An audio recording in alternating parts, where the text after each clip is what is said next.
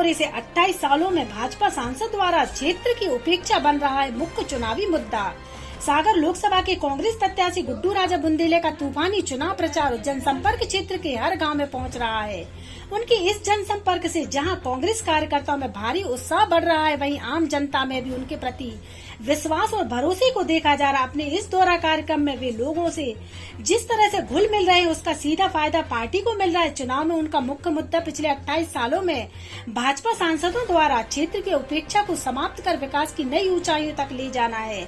इस दौरान वे जहां किसानों की फसल का वाजिब दाम और नौजवानों को रोजगार की बात कर रहे हैं, वहीं मोदी की झूठी गारंटी के खिलाफ महिलाओं को महालक्ष्मी योजना के तहत 1 लाख रुपए सालाना, युवाओं को 30 लाख सरकारी नौकरियां और किसानों की कर्ज माफी के साथ न्यूनतम समर्थन मूल्य पर फसल खरीदने की गारंटी पर भी चर्चा कर रहे गुड्डू राजा के तूफानी स्तर पर हवाई दौरे से यह चुनाव स्थानीय मुद्दों पर सिमटता जा रहा है। कांग्रेस की तत्कालीन यूपीए सरकार द्वारा बिना रिफाइनरी शुरू करने के बाद कोई अन्य उद्योग या रोजगार के साधन भाजपा के सांसदों द्वारा शुरू नहीं किए जाने पर सवाल उठाते हुए क्षेत्र के पिछड़ेपन के लिए भाजपा और उनके सांसदों के निकम्मेपन को वो लगातार उजागर कर रहे हैं। कुल मिलाकर भाजपा और प्रधानमंत्री नरेंद्र मोदी जिस तरह से धर्म और जाति के आधार पर इस चुनाव को केंद्रित करने का प्रयास कर रहे थे, उस पर पानी फेरते हुए गुड्डू राजा ने इस चुनाव को महंगाई, बेरोजगारी और विकास के नाम पर भाजपा सरकार की धोखेबाजी पर केंद्रित कर दिया है।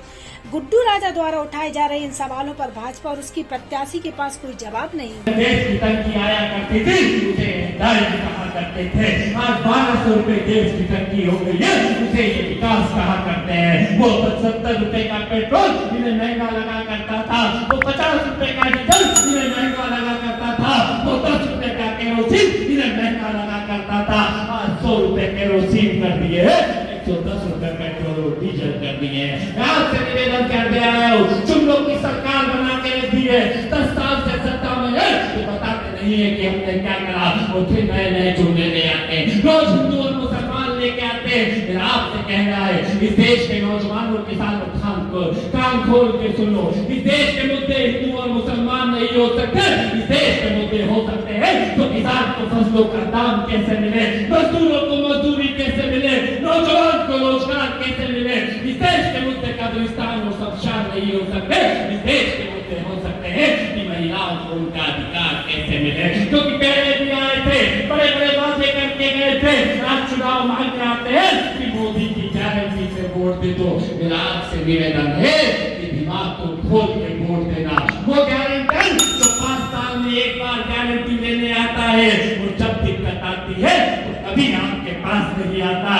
जाके पूछ लेना, किसी दुकानदार के पास चले जाना, अगर वो मोदी की गारंटी के नाम पे 100 रुपए का उधार दे दे तो उसको वोट देने का काम कर देना। अगर मोदी की गारंटी पे पंप वाला उधार पेट्रोल देने का काम कर दे तो उसको वोट देने का काम कर देना।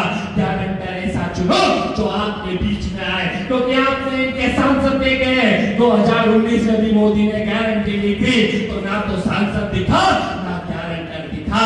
गारंटर ऐसा हो जो आपके बीच में रहे, जो आपके साथ में रहे।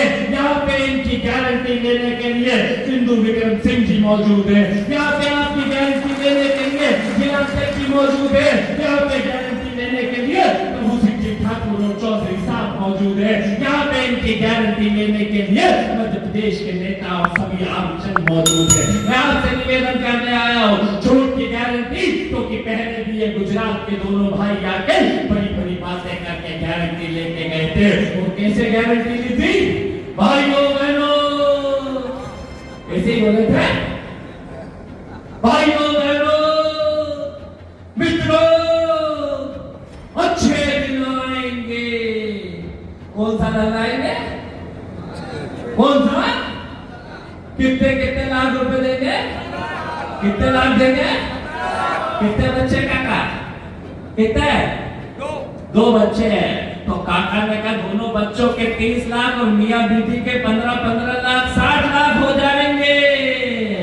कोई ने अच्छे दिन के नाम पे वोट दे दिया, कोई ने महंगाई कम करने के नाम पे वोट दे दिया। क्यों सोनू भैया महंगाई कम हुई क्या? क्यों भाई साहब कम हुई क्या? कोई देश के भाव कम हुए क्या? तो इनकी गारंटी 2014 में। तो अगर 400 400 जीत रहे तो फिर कांग्रेस कैसे जीत रही? अरे 400 सीटों पे तो इनके प्रत्याशी नहीं खड़े हुए। साउथ में जाके पता कर लेना कि जितना दक्षिण भारत है, केरला हो, तमिलनाडु हो, कर्नाटक हो, आंध्र हो, तेलंगाना हो, यहाँ पे 0 सीट भारतीय जनता पार्टी की आ रही है। दक्षिण भारत में साफ है और उत्तर भारत में हाफ है। जो पूरी तरीके से साफ हो रही है वो 150 सीट नहीं पा रहे और अब हिंदू और मुसलमान के अलावा कुछ नहीं आ रहा। मैं आपसे निवेदन करने आया हूँ कि जिस तरह की हालात भारतीय जनता पार्टी कर रही है, जिस तरह की झूठ और फरेब की राजनीति भारतीय जनता पार्टी कर रही है, 400 सीटें क्यों चाहिए थी? इन्हें 400 सीटें चाहिए थी कि देश के उस संविधान को बदल पाए जो आपके मौलिक अधिकारों की रक्षा करता है। वो संविधान जो बाबा साहब अम्बेडकर की सपनों का संविधान है, वो संविधान जो महात्मा गांधी की सोच का संविधान है, वो संविधान जो पंडित जवाहरलाल नेहरू से लेके मौलाना अबुल कलाम आजाद से लेके सरदार वल्लभ भाई पटेल से लेके वो शहीदों की शहादत के संविधान के अंदर लिखे हैं, जिसको बदलने का काम ये करेंगे। इस देश के पिछड़े दलित आदिवासियों के आरक्षण को खत्म करने का काम ये करेंगे। लोग चाहते हैं कि देश के संविधान को खत्म कर दे, इस किसान की फसलों के दाम को खत्म कर दे, इस नौजवान के रोजगार को खत्म कर दे, क्योंकि जुमले फेंक के ये कई बार सत्ता में आ चुके हैं, झूठ बोलने का काम करते हैं। मैं आपसे निवेदन करने आया हूँ कि आज भी डराने आएंगे, आज भी धमकाने आएंगे, पर ये ध्यान रखना गुड्डू राजा बुंदेला भी कोई हल्का पतला व्यक्ति नहीं। उनके बारे में पता कर लेना कि आपके ऊपर आँच आएगी, आपके ऊपर कोई आँच दिखाएगा, उसे ठीक करने का काम पूरी ताकत के साथ करने का काम करेंगे। इस बार का चुनाव इस हिंदुस्तान के मूल मुद्दों का चुनाव है। कांग्रेस पार्टी लेके आएंगे 5 न्याय 25 गारंटियां लेके आएंगे। उस नौजवान को जिसको अपना पेट काट के पढ़ाने का काम करते हो, उस नाम का काम याद होगा। लेकिन शमशाबाद क्षेत्र में मैं जब सांसद बनूंगा, मैं सेवक बनूंगा, पूरा काम की बाहर लगा दूंगा। ये आप चिंता कर छोड़ दें, हम सब आपके साथ हैं। कोई जरूरत हो, दादा भाई बैठे हैं, सभी आदरणीय अध्यक्ष जी बैठे हैं, सभी नेता यहाँ बैठे हैं, सब मजबूत हैं। और जहाँ आपको जरूरत पड़े आप मुझे याद करें। और किसान भाई हमारे साथ बुजुर्ग बैठे हैं, और भाई कार्यकर्ता हो, जहाँ कार्यकर्ता का पसीना बहाएगा वहाँ गुजरात अपनी बहाने तैयार है। आप हो जाए, और हमारी पार्टी के सभी लोग आपके साथ हैं। जय हिंद, जय भारत, जय हिंद।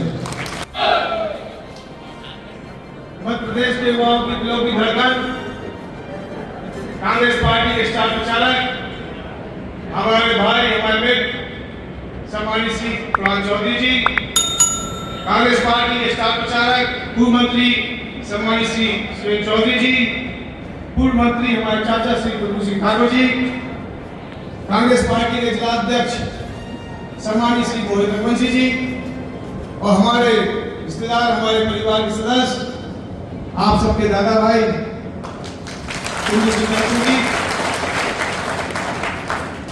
हमारे छतरपुर से चल के आए हमारे छोटे भाई के सुराजा जी, मुकुल पुरोहित जी, अन्ना से द्विवेदी जी, और सम्मानित मंच और उपस्थित हमारे ब्लॉक के सभी अध्यक्ष, मंडलम के सभी अध्यक्ष और बूथ के हमारे बहादुर साथियों, आज हमारे भाई कुणाल चौधरी ने आपका हौसला बढ़ाया है और जोश दिलाया है।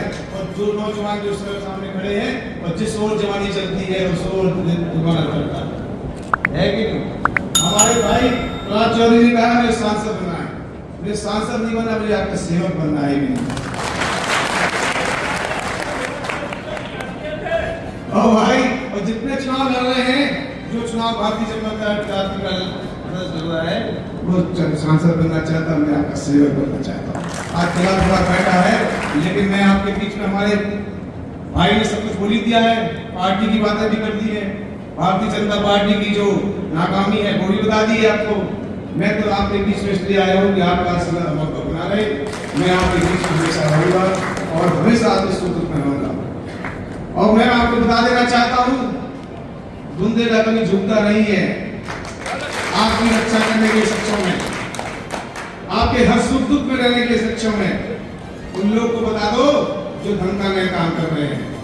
ये बुंदेला ने लड़ाई अंग्रेजों से लड़ी है, बुंदेला ने मुगलों से भी लड़ाई लड़ी है, बुंदेलखंड में किसी ने राज नहीं कर पाया है। मुगलों से लड़ाई लड़ी तो अंग्रेजों से लड़ा नहीं, अब भाजपा ही चोरों से लड़ाई करने के लिए। चिंता मत करना, आप 7 तारीख को अपनी पूरी ताकत से दूध पिलाया करना, डराएंगे धमकाएंगे, चिंता मत करना। वो 100 बुलाएंगे, उनके 10 आएंगे, आप 100 बुलाएंगे तो 1000 आपके साथ। चिंता मत करें, आपको बस समय कम बचा है। 7 मई का दिन है वोटिंग डे, 7-8 दिन बचे हैं, क्योंकि ये 7 दिन आपका बहुत अहम है।